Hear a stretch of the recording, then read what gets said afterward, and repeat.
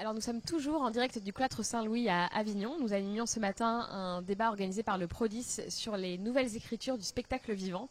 Et pour poursuivre ce sujet, j'ai le plaisir d'accueillir Eric Min Kwong Castin. Bonjour Eric. Bonjour. Eric, vous êtes chorégraphe, artiste et artiste visuel associé au Ballet National de Marseille. Oui, tout à fait. Et vous travaillez notamment avec des robots. Alors est-ce que vous pouvez nous dire ce que vous inspirent les nouvelles technologies dans votre travail artistique et dans votre rapport à la scène ? Eh ben déjà, en fait, pour moi, les nouvelles technologies, c'est aujourd'hui pas qu'un simple outil. Un simple outil. Ce ne sont plus simplement des nouveaux effets spéciaux ou des lunettes à porter pour voir en 3D des corps ou je ne sais quoi. C'est vraiment, ça change notre façon d'être en relation avec les autres. On voit très bien par les réseaux sociaux, pour pouvoir faire un Skype à l'autre bout du monde, ou des technologies de pointe qui vont même changer notre perception du corps. Du coup, moi, ce que je travaille, c'est ces questions-là, en matérialisant sur scène, en invoquant sur scène des machines, des drones, des robots, des casques virtuels qui vont nous amener dans d'autres questions.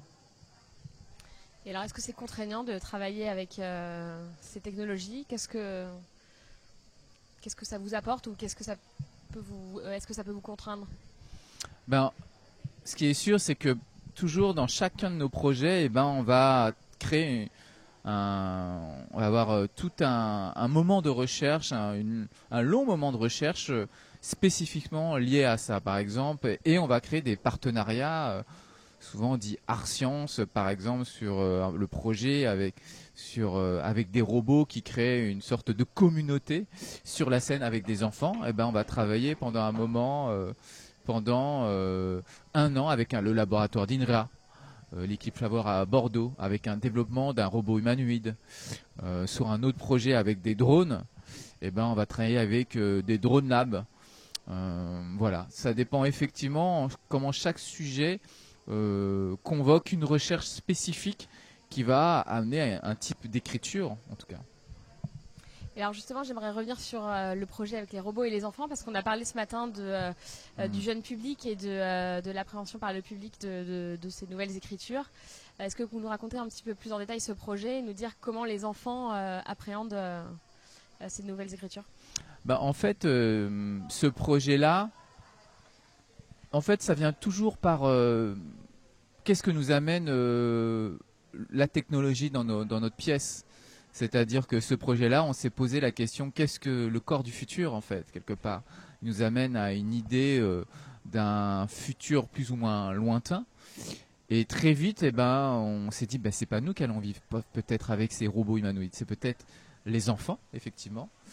Et puis aussi, très très vite, on s'est dit, mais pourquoi pas travailler avec ce corps du futur aussi, qu'est l'enfant, qui symbolise cela. Et très rapidement, on a commencé à faire deux recherches, qui est une recherche technologique dans des laboratoires, et une autre recherche que j'appelle in situ in socius, c'est-à-dire qu'on va être dans des écoles, à travailler avec des enfants, de la danse, à se poser des questions, à parfois juste regarder cette cour d'école, comment se crée cette humanité, entre guillemets, et pour pouvoir après l'amener sur la scène, sur un endroit de monstration avec un public. Et alors, quelle est leur réaction quand vous leur amenez ces robots ? C'est vrai que les enfants, par rapport à nous, n'y convoquent pas forcément un imaginaire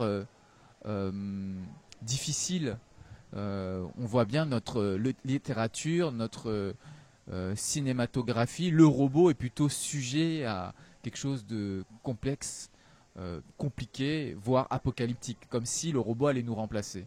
Chez les enfants, c'est peut-être le prolongement de la poupée, peut-être est-ce le prolongement d'une sorte déjà d'eux-mêmes en plus petit. Sorte, pour moi, c'est un peu les robots, c'était les enfants des enfants.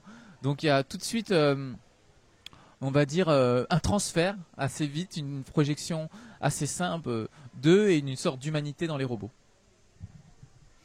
Et alors, vous êtes chorégraphe, donc vous travaillez avec des robots.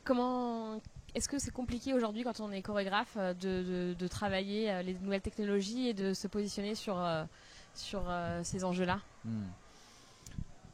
Disons, il y a eu un moment où effectivement dans notre parcours, il fallait, poser cette question parce que c'est vrai qu'il y a comme une sorte d'idée de péché original, comme si le robot allait remplacer le corps, la mécanique contre l'organique. Je l'ai senti à différents niveaux, mais aujourd'hui on ne peut se détourner de cette question et c'est ce que je défends en fait, c'est que c'est nous justement chorégraphes qui questionnent l'humain, qui questionnent les relations entre les corps dans sa physicalité ou même dans ses rapports conceptuels, qui doit se questionner sur les technologies, qu'est-ce que ça change dans nos mouvements et dans nos relations. Donc aujourd'hui, au contraire, je pense qu'il y a une attention, voire un soutien, on va dire, à plusieurs niveaux, institutionnels, mais aussi de mécénat. En fait, là, j'ai fait un projet au Palais de Tokyo avec des enfants handicapés et des casques virtuels, et nous avons été soutenus par Audi Talent, par le CNC, par le ministère de la Culture, donc à différents niveaux. Et c'est aussi ce qui m'intéresse, on va dire, comment ce type de projet va générer d'autres formes de partenariats qui vont un peu aller autant au niveau institutionnel que social, par exemple dans un centre médical, ou comme ce projet avec les robots dans des écoles, donc l'éducation nationale, et bien sûr, comme j'ai dit, des laboratoires de recherche.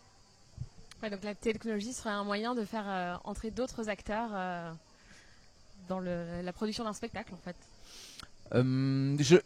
En tout cas, je pense que en fait, je pense que la technologie, c'est toujours comment on la met comme en enjeu. C'est-à-dire, et même nous, en termes de production, on le met dans un enjeu. C'est-à-dire que au lieu de se dire, tiens, on va acheter les derniers robots à des prix irraisonnables, on va plutôt travailler avec des gens qui travaillent avec cela et avec des laboratoires, en fait. Plutôt que essayer d'investir des montants faramineux, en fait, et d'avoir son gadget. Non, c'est plutôt dans un esprit collaboratif, d'échange. C'est ce qui s'est passé avec les robots du laboratoire de l'INRA. Ils nous ont prêté leurs robots. Il y a même plusieurs robots à des coûts qui nous auraient été impossibles. En tout cas, nous, avec l'économie du spectacle vivant. Des ingénieurs sont venus nous aider, et nous avons travaillé sur des programmes pour que les danseurs puissent manipuler ces robots et qui deviennent viables pour la scène. Donc il y a un vrai ping-pong entre nous, et dans lequel on va avancer sur deux pans de la recherche, et même pour eux ça leur a servi, nos recherches ont servi pour leur propre publication. Donc là, je trouve qu'il y a synergie, effectivement. Merci beaucoup Eric, c'est un très bon festival d'Avignon. Merci. À bientôt, à vous. au revoir. Au revoir.